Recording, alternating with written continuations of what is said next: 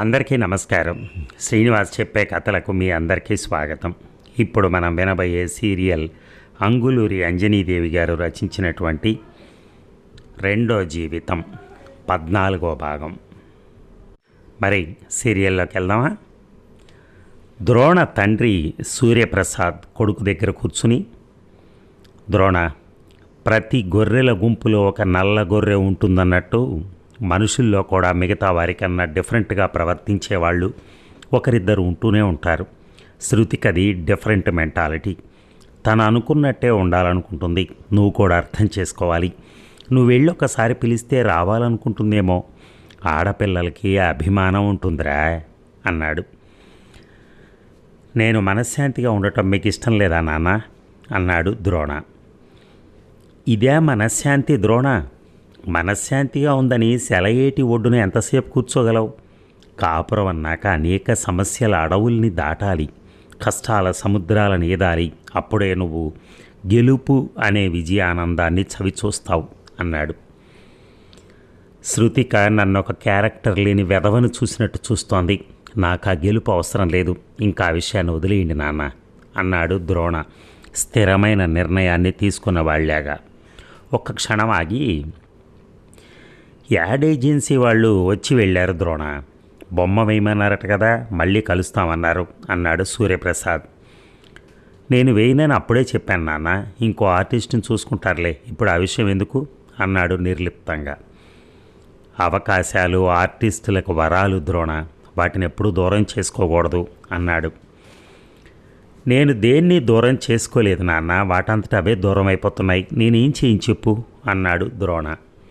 ఏదైనా మనమే చేయగలం ద్రోణ.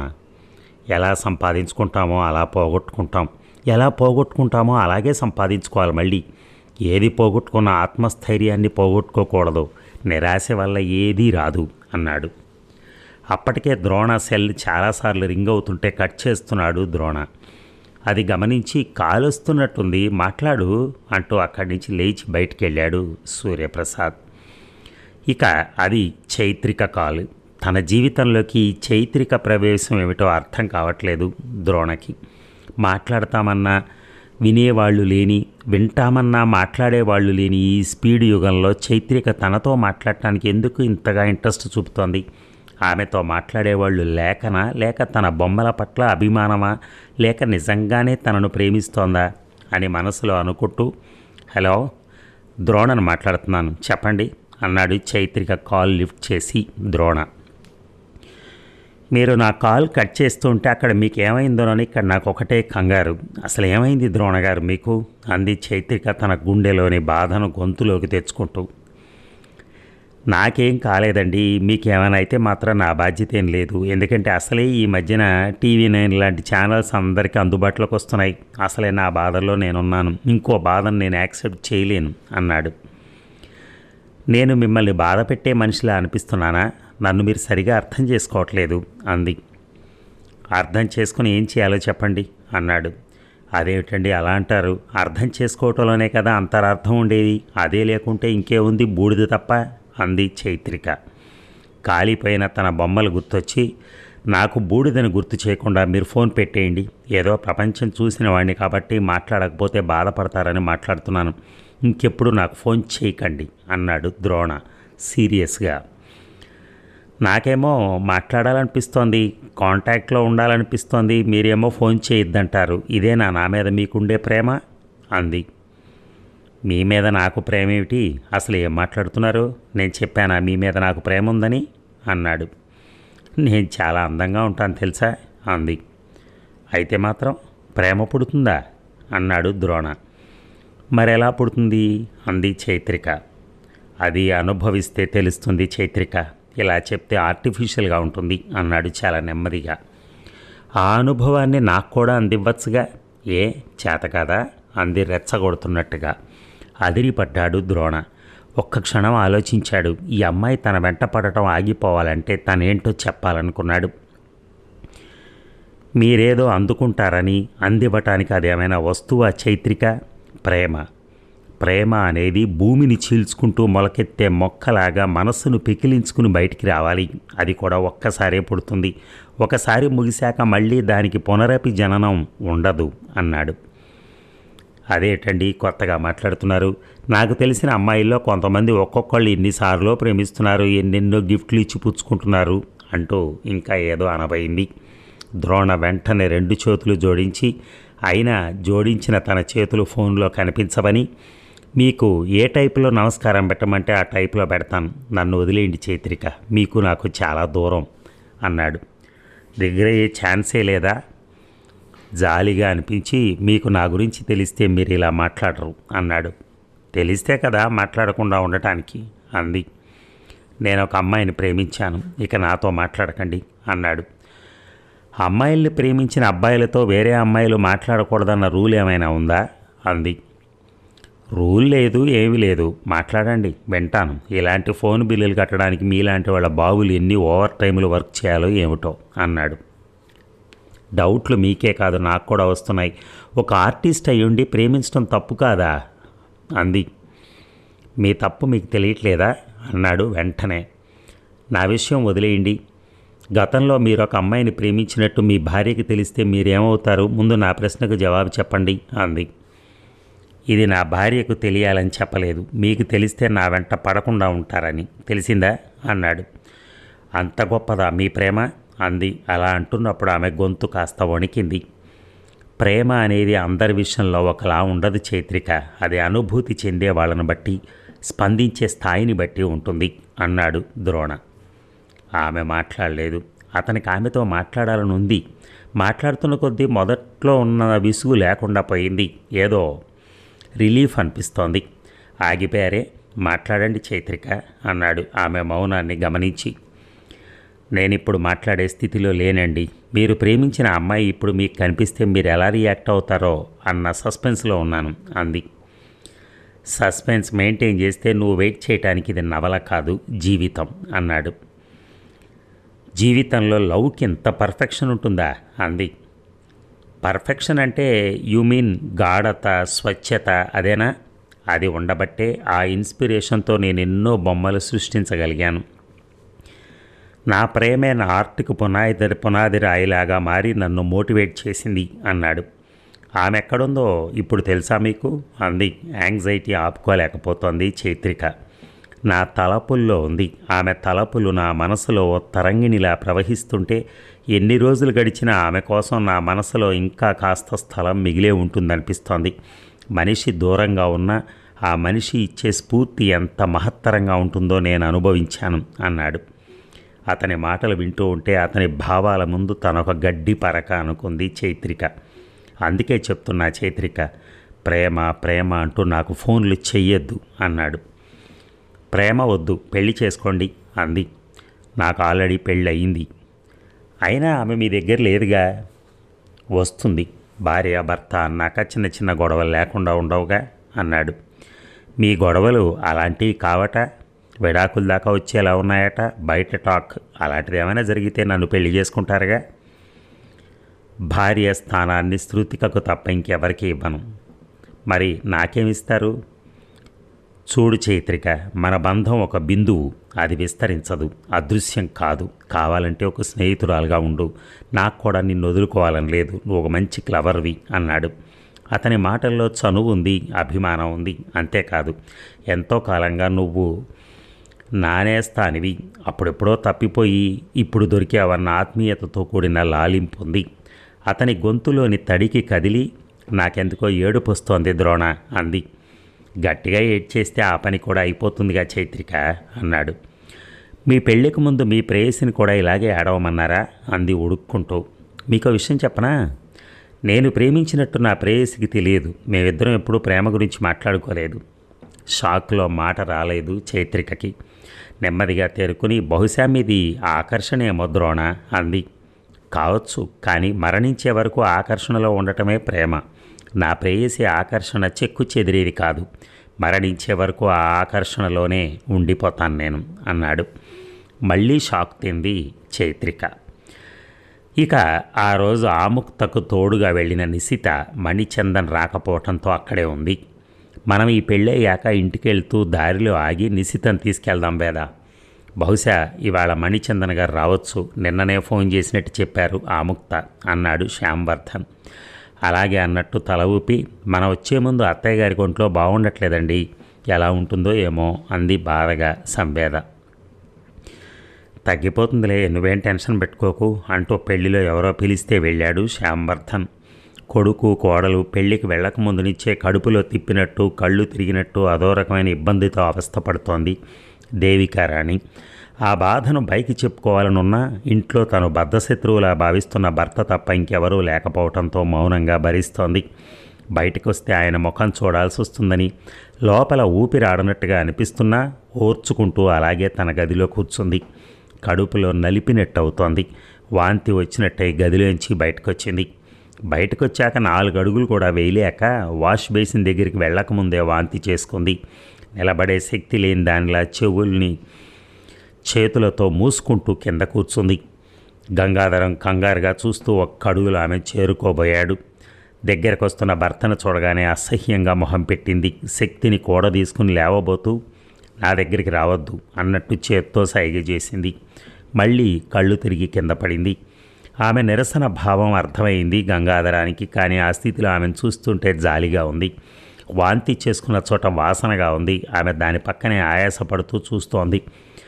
ఎలా ఉంది దేవి అన్నాడు ఆత్రంగా ఆమెనే చూస్తూ. ఎందుకో పనికిరాని వ్యక్తిని చూసినట్టు చూసిందే కానీ మాట్లాడలేదు.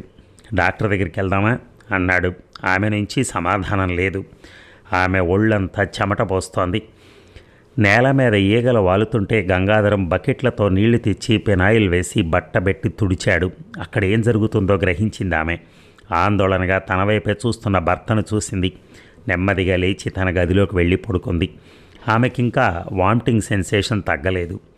ఆటో పిలుస్తాను, హాస్పిటల్కి వెళ్దామా అన్నాడు గంగాధరం గది బయటే నిలబడి.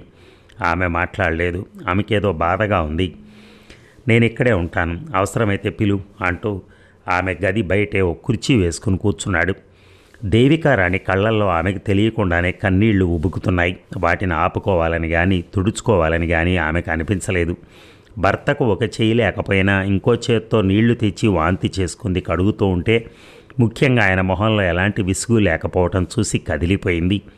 నీకోసం నేనున్నాను, భయపడకు అన్న ఫీలింగ్ని చూసి నిజంగా తనకు కావాల్సింది ఇదే అనుకుంది.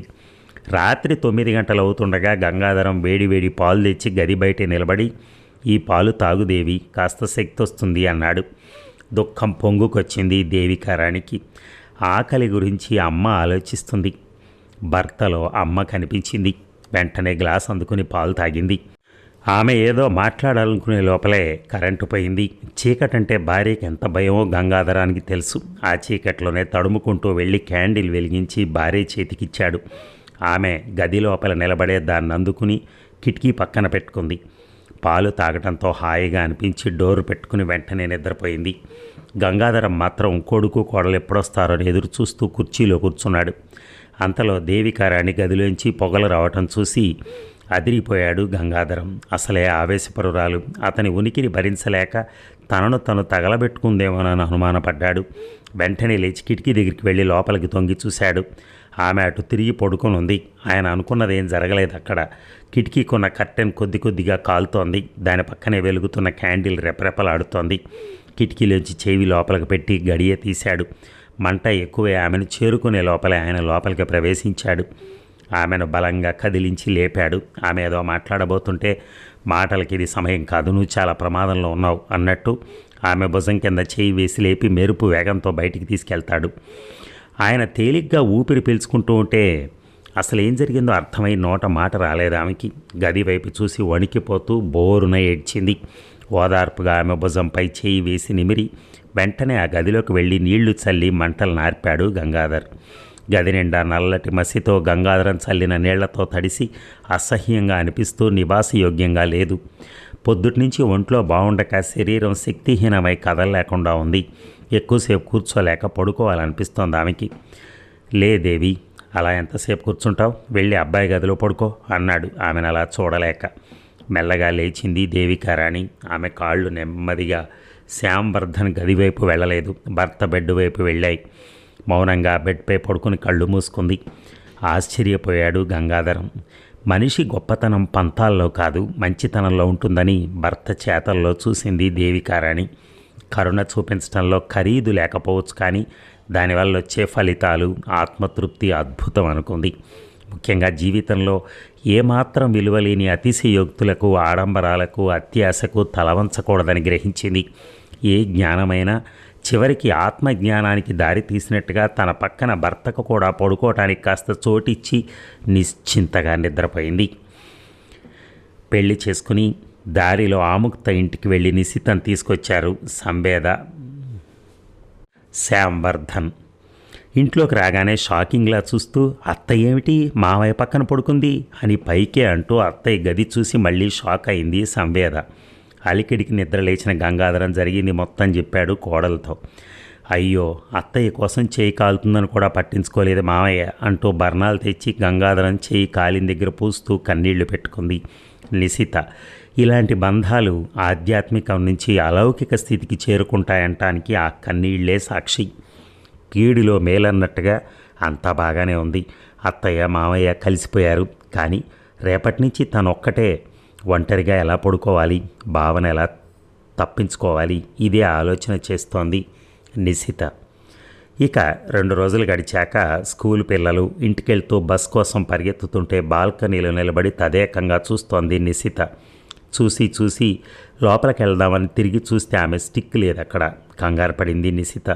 స్టిక్ లేకుంటే ఒక అడుగు కూడా ముందుకు వేయలేదు. ఆమెనే చూస్తూ శ్యాంవర్ధన్ ఆమె పక్కనే ఒక అడుగు దూరంలో నిలబడున్నాడు. షాక్ తిన్నట్టుగా చూసింది నిశిత. ఇతను ఎప్పుడు వచ్చాడు? ఇప్పుడే వచ్చాను నిశి. నువ్వు చూస్తున్న ప్రతిదీ నాకు చూడాలనిపిస్తోంది. ఆ విషయం నీకు తెలుసు, అందుకే నీతో పాటు నేను నిలబడి అటే చూస్తున్నాను అన్నాడు. అతను తన పట్ల ఎంత ఇంట్రెస్ట్ చూపుతున్నాడో, ఎంత దాహంగా ఉన్నాడో ఆమెకు అర్థమవుతోంది. నిశి అంటూ లోపల నుంచి సంవేద కేక వేసింది. అమ్మో, అక్కయ్య పిలుస్తోంది, ఎలా వెళ్ళాలి అనుకుంటూ నడవలేక ఒంటి కాలిపై నిలబడింది. ఈ యాంగిల్లో చూడముచ్చటగా ఉన్నావు నిశి. నీ స్టిక్ నేనే దాచాను, కొద్దిసేపు నన్నే నీ స్టిక్ని చేసుకున్నాడు అన్నాడు ఆమెకు దగ్గరగా జరిగి. అతని ప్రవర్తన ఆమెకు నరకంగా ఉంది. నా స్టిక్ నాకు ఇవ్వండి బావా అంది, అంతకన్నా ఇంకేం అనలేక. నేనివ్వను, నన్ను పట్టుకొన్నాడు అన్నాడు ఇంకా దగ్గర అవుతూ. ఎలా సాధ్యం బావా అంది తనలో తనే నిస్సహాయంగా నలుగుతూ. అతన్ని అక్క తప్ప ఇంకెవరూ పట్టుకోకూడదన్న అభిప్రాయం ఆమె కళ్ళల్లోకి నీళ్లు తెప్పించాయి. ఆమెను అంత దగ్గరగా చూసి మైమరిచిపోతూ చనువుగా ఆమె చేయి పట్టుకుని లాగి, ఇదిగో ఇలా పట్టుకో అంటూ ఆమె చేయిని తన నడుం చుట్టూ వేసుకున్నాడు. గాలి లేని ట్యూబ్లో ఆమె చేయి బిగుసుకోలేదు. వెంటనే అతని చేయి ఆమె నడుం చుట్టూ చేరి బిగుసుకుంది. నడిపిస్తాను అన్నాడు. పంటి బిగువన పెదవుల్ని బిగబట్టి ఏడుపును ఆపుకుంది నిశిత. కానీ మనసులో మహారణ్యాలు తగలబడుతూ ఉంటే ఇక ఆగలేమంటూ వెచ్చని కన్నీరు జలజల రాలి కింద పడ్డాయి. అది గమనించిన గంగాధరం గబగబా వెళ్ళి కొడుకు దాచిన స్టిక్ తెచ్చి నిశితకి ఇవ్వబోతూ ఉండగా, ఎంతసేపు పిలవాలి నిన్ను, ఏం చేస్తున్నావు అక్కడ అంటూ బయటకు వచ్చి అక్కడ దృశ్యాన్ని చూసి, నిశితకి ఏమైందండి, మీరు నడిపిస్తున్నారు అంది ఆందోళనగా. ఏం లేదు వేద, స్టిక్ ఎక్కడో పడిపోతే నేను నడిపిస్తున్నాను, ఈ లోపల మా నాన్న స్టిక్ తెచ్చిచ్చాడు అంటూ అక్కడి నుంచి శ్యాంవర్ధన్ వెళ్ళిపోతుంటే కొడుకునే చూస్తూ, ఓరి త్రాష్టుడా, నా కళ్ళతో నేను చూస్తూనే ఉన్నాను కదరా, నువ్వేం చేస్తున్నావో నీ గురించి కోడలతో చెప్పలేను, నిన్ను 4 దొలపలేను. భూదేవి లాంటి సహనంతో ఉన్న ఈ నిశితను చూస్తే అలా చూస్తూ తట్టుకోలేను. ఇక్కడికి వచ్చి పడుతున్న ఈ బాధ కన్నా రౌడీల చేతుల్లో చనిపోయి ఉన్నా బాగుండేది అని మనసులో అనుకుంటూ ఉంటే, మీలాగే మీ అబ్బాయిది కూడా చాలా మంచి మనసు మావయ్య, మీ ఇంటికి కోడలుగా రావటం నా అదృష్టం అంటూ పొంగిపోతూ నిశితను లోపలికి తీసుకెళ్ళింది సంవేద. ఏమిటో నిజం తెలియనంతవరకు శవం పక్కనైనా నిశ్చింతగా పడుకోవచ్చు అనటం ఇదే కాబోలు అనుకున్నాడు గంగాధరం. ఇక శృతిక పుట్టింటి నుంచి రాకపోవడంతో సూర్యప్రసాద్ భార్య మీద కోపడ్డాడు. అన్న కూతుర్ని తెచ్చి పెళ్లి చేసి నా కొడుకు జీవితాన్ని చిందరవందర చేసావన్నాడు. అగ్నిపర్వతం బద్దలైనట్టుగా మాట పెరిగింది. నేనే వెళ్ళి మా అన్నయ్యతో చెప్తా ఉండండి, ఇంత వయసు వచ్చినా నేనంటే మీకు లెక్క లేకుండా ఉంది. అప్పుడేదో ద్రోణ చిన్నవాడని వాడి మనసు బాధపడుతుందని మీ దగ్గరే ఉన్నాను, ఇంకొక క్షణం కూడా ఉండను అంది. వెళ్ళు, మీ అన్నయ్య నీకు ఎన్ని రోజులు పెడతాడో చూస్తాను అన్నాడు. అలాంటి ఆలోచనలు పెట్టుకోకండి, మీరు అలా అంటారని ఎప్పుడు రావాలో నిర్ణయించుకునే వెళ్తున్నాను అంటూ బట్టలు సర్దుకుని నిజంగానే పుట్టింటికి వెళ్ళింది విమలమ్మ. షాక్ తిన్నాడు సూర్యప్రసాద్. సుభద్రమ్మ విమలమ్మ వంటగదిలో కూర్చుని ఏ వంట ఎలా చేయాలో, ఏది ఎంత మోతాదులో వేస్తే ఆ వంటకు రుచి వస్తుందో మాట్లాడుకుంటూ ఉంటే శృతికకు ఆ కబుర్లు అంతగా రుచించక ఎదురింట్లో ఉండే తన ఫ్రెండ్ సుమ దగ్గరికి వెళ్ళింది. సుమ కాలేజీకి వెళ్ళలేదు.